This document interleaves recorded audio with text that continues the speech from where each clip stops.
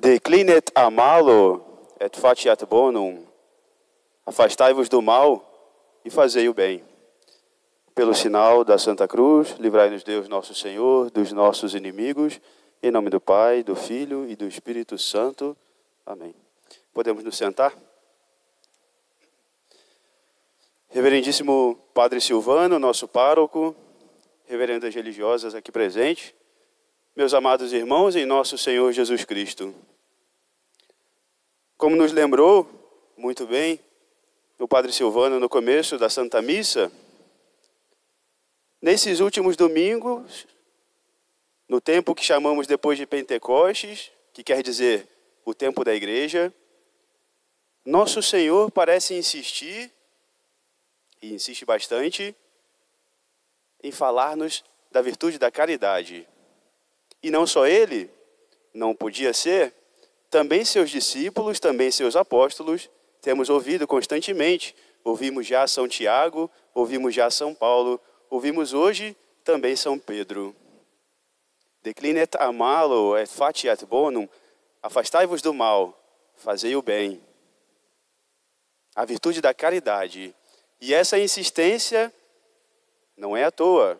Tem um só motivo e nós o encontramos também nas palavras de Cristo, que vai dizer, é precisamente por isso, pela caridade, pelo amor verdadeiro, que conhecerão que sois meus discípulos. É precisamente pela caridade. Ao dizer e ao apontar no Sermão da Montanha, sermão que escutamos dele um pequeno trecho na liturgia de hoje, ao dizer as palavras, audistis quod scriptum est in lege, ego autem dico vobis. Ouvistes o que foi escrito na lei. Eu, porém, vos digo.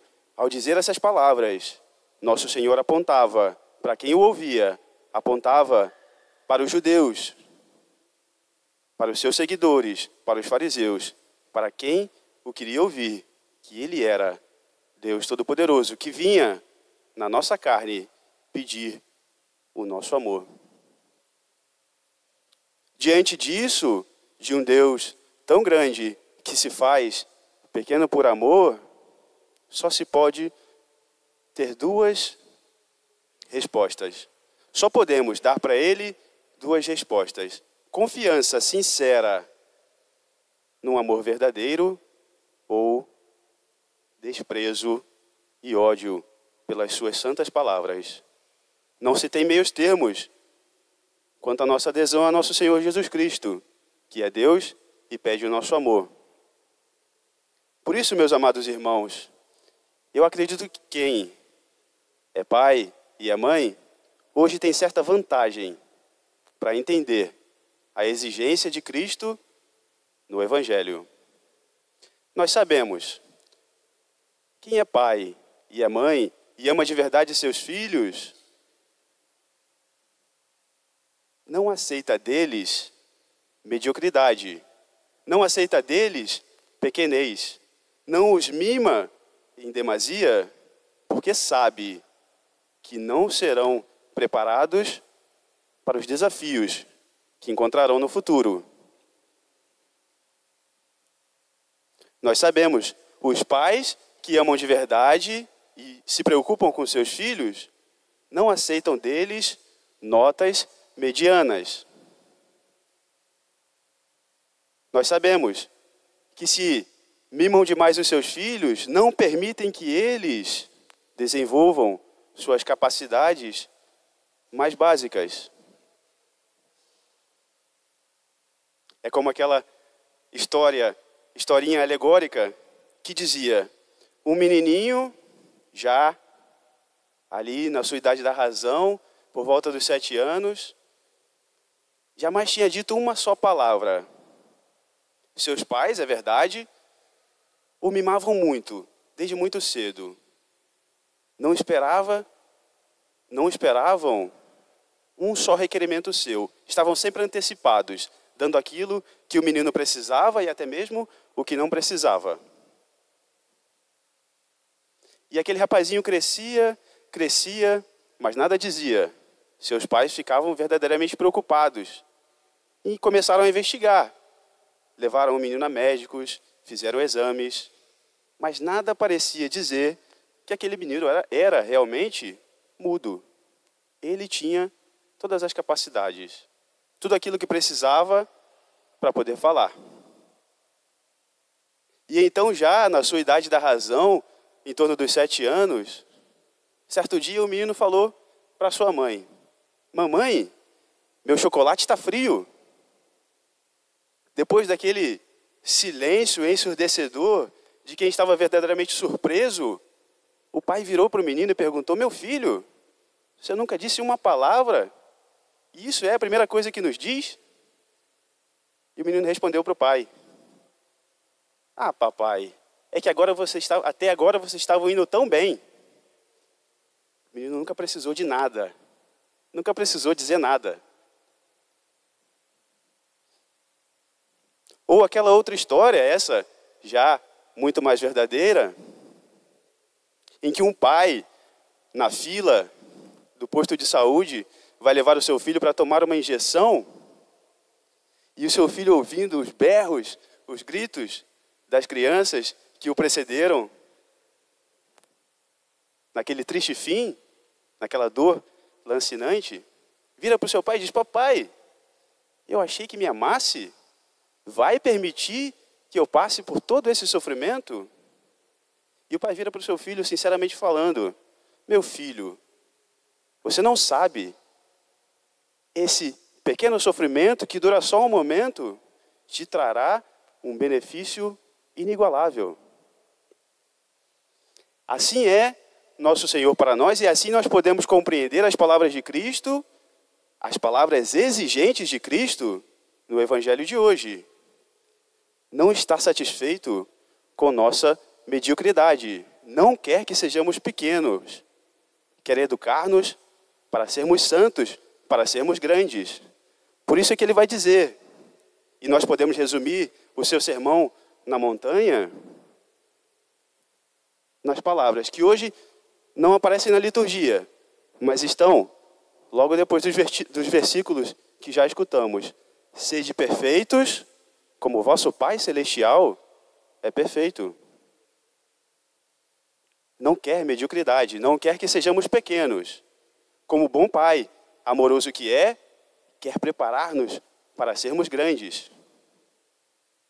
Porque Ele sabe que as grandes vitórias vêm com grandes batalhas.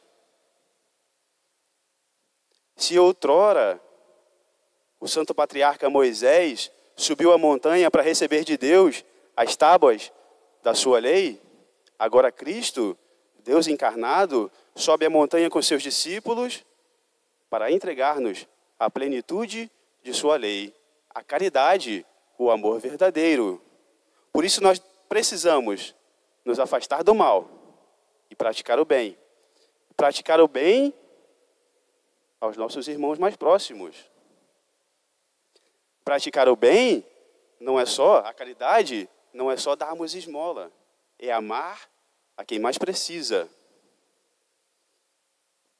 A maior pobreza do nosso tempo, dizia a grande santa de Calcutá, é a falta de amor. Isso deve incomodar-nos muito. A maior pobreza do nosso tempo é a falta de amor. Confiança nas palavras de Cristo. Por isso ele vai dizer, ele vai ser extremamente exigente conosco. Se ouvistes na lei, não matar, não furtar, eu, porém, vos digo, aquele que se ira contra o seu irmão, já cometeu pecado e é réu da condenação eterna. São duras as palavras de Cristo, são exigentes as palavras de Cristo. É a exigência de um amor que está pronto a morrer na cruz por nós.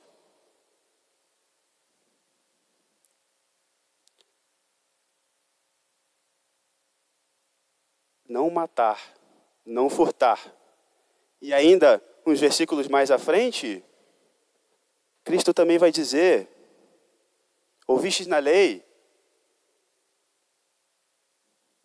não cometerás adultério. Eu, porém, vos digo e insisto, vou ainda mais. Aquele que olhar com cobiça para a mulher alheia, para o marido alheio, também é réu da condenação eterna. E aí nós podemos pensar, meus irmãos, e isso deve encher-nos de confusão. Podemos pensar muitas vezes: eu nunca matei ninguém, sou uma pessoa boa, nunca roubei ninguém, nunca traí minha esposa, nunca traí meu esposo. Cristo não quer mediocridade, quer ainda mais. Quer que sejamos fiéis, não só nos nossos corpos, quer que sejamos fiéis na nossa alma. Ouvistes o que foi dito na lei, eu, porém, vos digo: quem se irar contra seu irmão, quem olhar com maldade para a mulher ou para o esposo alheio, já cometeu pecado. São Gregório de Nissa, um grande padre da igreja, grande teólogo, grande filósofo também, costumava dizer e ver o homem como uma espécie de resumo de toda a obra da criação. Ele chamava de microcosmo. O cosmo é tudo aquilo que há e existe porque foi criado por Deus. Sejam as realidades visíveis, aquilo que podemos tocar e podemos sentir, sejam aquelas coisas inanimadas, os minerais, sejam as coisas animadas, os vegetais, os animais, mas também as realidades invisíveis, aquilo que não podemos tocar.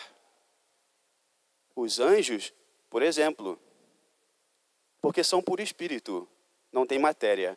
Mas o resumo de toda a criação de Deus está condensado no homem. O homem é capaz das atividades mais elevadas, daquilo que é próprio do anjo. É capaz de pensar, é capaz de amar. Atividades puramente espirituais. Mas o homem também, dotado de matéria, pode sentir na sua carne. Pode aproveitar de comida e bebida. Pode aproveitar também da santa comunhão matrimonial. Tudo isso coisas boas. Tudo isso são a glória do homem. É o microcosmo. É como foi criado por Deus. É a sua especificidade. Dotado de corpo e alma. Um resumo da criação de Deus. Tem aquilo que é dos anjos, tem aquilo que é dos animais. Mas nós sabemos, depois do pecado original, essas duas realidades entraram em conflito. Às vezes a nossa matéria luta contra o nosso espírito, às vezes o nosso espírito luta contra a nossa matéria. E por isso, como um Pai bondoso, Cristo veio exigir de nós que sejamos grandes nessa luta. Porque Ele sabe, e isso Deus Todo-Poderoso expressou pela boca do salmista dizendo: um abismo chama outro abismo. Abissus, abissum invocat. Aquilo que é pecaminoso não passa só pela matéria, mas vem do íntimo, do mais profundo de nossas almas, caídas pelo pecado. Por isso, se ouviste dizer na lei, não matar, não cometerás adultério, ele agora vem dizer para nós: se vos irardes contra os vossos irmãos, se tiverdes um olhar de maldade para qualquer pessoa, já estareis matando a vida divina em vós e não estareis preparados para as lutas e para receber o grande prêmio que tem preparado para nós. Por isso, meus amados irmãos, São Pedro insiste conosco: declinet a malo et faciat bonum. Afastai-vos daquilo que é mal, fazei o bem. Se nós amamos a Deus sobre todas as coisas e ao próximo, como Ele nos pede que amemos, estaremos sempre prontos a perdoar. Seremos mansos e humildes como o seu sacratíssimo coração. No Sermão da Montanha, mais uma vez, o Senhor vem inverter toda a lógica mundana. Ele vai dizer para nós: bem-aventurados os que sofrem, porque serão consolados. Bem-aventurados os misericordiosos, porque alcançarão misericórdia. É Cristo que vem pedir de nós perfeição, para que nós sejamos capazes de receber o prêmio que tem preparado para nós. Nós podemos imaginar nisso tudo, nesse grande conflito, na história do patriarca e rei Davi. Davi cedeu aos seus desejos mais baixos,